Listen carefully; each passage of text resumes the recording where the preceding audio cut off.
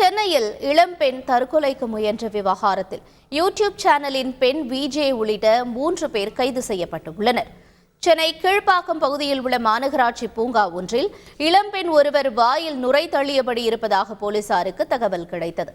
சம்பவ இடத்திற்கு விரைந்த போலீசார் அந்த பெண்ணை மீட்டு அரசு கீழ்ப்பாக்கம் மருத்துவமனையில் தீவிர சிகிச்சை பிரிவில் அனுமதித்தனர்.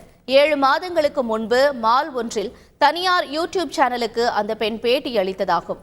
அதில் ஆபாச வார்த்தைகளை சேர்த்து அனுமதி இல்லாமல் சமூக வலைதளங்களில் பதிவேற்றம் செய்ததாகவும் கூறப்படுகிறது. வீடியோ ஆபாசமாக இருப்பதால் மன உளைச்சலில் இருந்ததாகவும் பெற்றோர் உறவினருக்கு தெரிந்துவிடும் என்ற அச்சத்தில் தற்கொலைக்கு முயன்றதாகவும் அவர் வாக்குமூலம் அளித்துள்ளார். இதனையடுத்து 2 பிரிவுகளின் கீழ் வழக்கு பதிவு செய்த காவல்துறையினர் இளம்பெண்ணின் வாக்குமூலம் அடிப்படையில் யூடியூப் சேனல் உரிமையாளர் ராமவீரப்பன், பேட்டி எடுத்த ஸ்வேதா, ஒளிப்பதிவாளர் யோகராஜ் ஆகிய 3 பேரையும் கைது செய்த போலீசார் நீதிமன்றத்தில் ஆஜர்படுத்தி புழல் சிறையில் அடைத்தனர்.